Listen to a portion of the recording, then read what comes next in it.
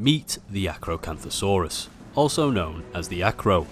This rather overlooked sandbox dinosaur is considered either the strongest mid-tier or the weakest apex, depending on who you ask, as its stats and playstyle put it at a very unique position within the roster. It has a max health of around 4,800 and has a surprisingly low bite force of 250. Whilst not a true apex, the Acro is still a force to be reckoned with when in the right hands, having some of the highest bleed damage in the game and impressive speed for its size, making it excellent for hit and run style tactics. But don't be fooled by the large size of this speedy bleeder, as he is certainly not built for brawling, and its excruciatingly slow heal rate means that one brutal battle could mean hours of healing before you'll be brave enough to try again. It'll be interesting to see what role the Acro will fill in Evrima, but until then, let's explore the Legacy Acro, a sandbox dinosaur so unique that it can't really be categorized. A glass cannon capable of bleeding you dry as long as it's not controlled by an idiot such as myself. So with that, let's begin this Dino Spotlight.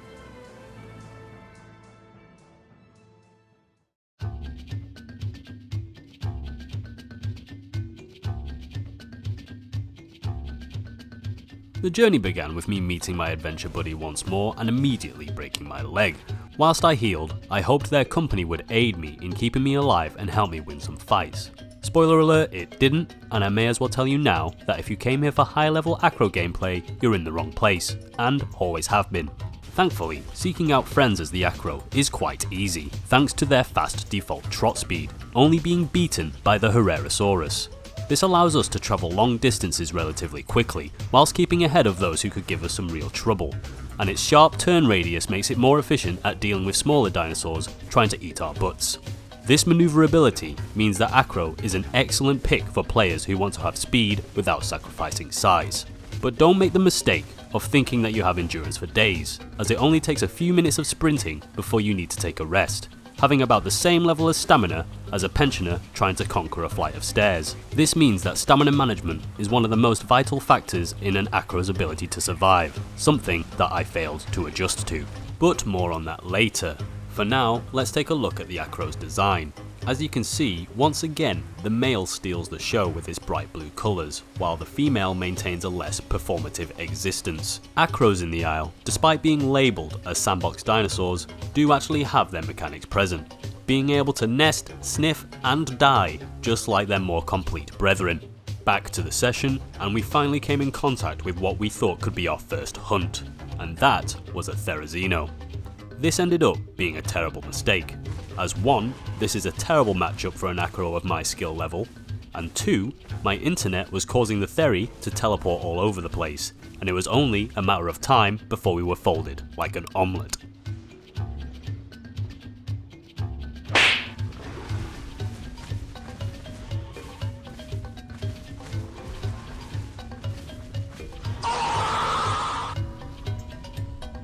After that embarrassing display, we once again were tasked with finding each other, and as usual, our misfortune had only just started. By the time that we had managed to meet up again, we were intercepted by a mix pack, including a Spino that I would like to call Billy Big Balls. Billy demanded that we forecalled out of submission, but sadly, telling me to do anything will only result in me doing the opposite, and I politely told them that I did not want to do that. This must have been unexpected, as Billy decided to ask much nicer a second time, which I still said no to. Now from a survival standpoint, this wasn't the smartest, as a Spino can easily kill both of us without even taking that much damage. In fact, the Acro can't really stand up to any of the apexes when it comes to head-on confrontation. However, I would rather die with my principles than live on as a little bitch. And this seemed to actually work out for me, as the group seemed so surprised by this response they actually just let us leave. Or maybe they just weren't confident in their own abilities. Or maybe they were just going to kill us later on. Hint hint. Now it wouldn't be a proper spotlight video if we didn't make it to twins at some point, and considering how close we were anyway, we decided to have a gander. And for a moment, it almost felt like we were claiming twins as our own, as most players decided to keep their distance. But of course, as I always say, you are never truly safe in the aisle.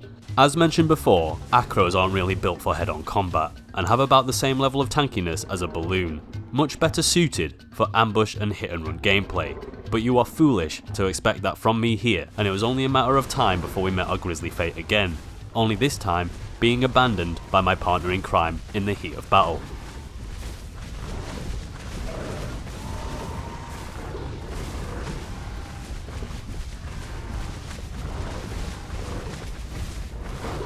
Screw you, skink.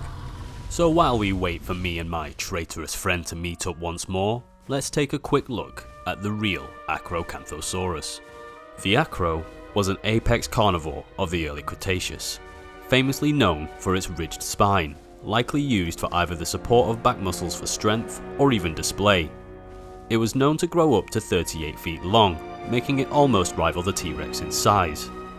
It's theorized it could have hunted large herbivores such as sauropods, using its strength to deliver powerful bites on its victims.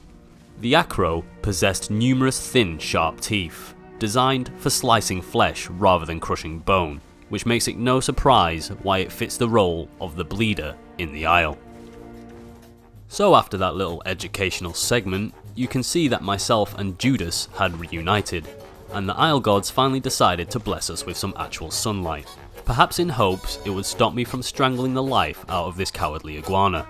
By this point, we decided we simply wanted a win, so we ventured towards Radio Tower so we could claim it as our territory and maybe feel a little less pathetic.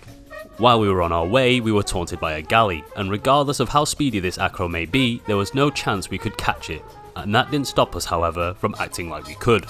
We spent some time having some Acro counselling up at the radio tower, trying to reflect on our session and how we could have done better, and by we, I meant him. It wouldn't be long until that galley returned, and it even asked if he could drink from the pond. By this point, I still managed to have a slight bit of mercy in my system, so I encouraged him to do so. But of course, Captain Killalot had other plans, and made threats to turn the galley into a consolation meal. I then spent a good 5 minutes staring into Skink's soul, threatening death to him should he dare try to eat the noodle ostrich. This, of course, had no effect on him, and he went in for the kill anyway. I don't know why I bother. So, as a last resort, I promptly tried to murder him as one last sacrifice to the Isle gods for forgiveness for our sins. Unfortunately though, I still suck ass at Acro, and I died anyway. But thankfully, the galley managed to get away.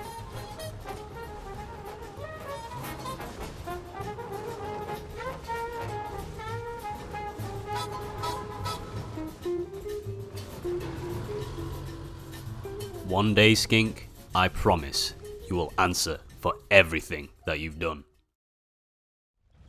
So that was the spotlight video on the Acrocanthosaurus. A video where my terrible PvP skills were on full display. However, despite the fact that I won't be joining the Isle version of FaZe Clan anytime soon, I hope you managed to get some enjoyment out of it, and I also hope that you're having an excellent start to the new year. You guys will be glad to hear that I recently had a successful operation, and I hopefully won't be sounding so ill in my videos. Make sure to comment what Sandbox Dino you would like to see me play badly next, and until then, I'll see you in the next video.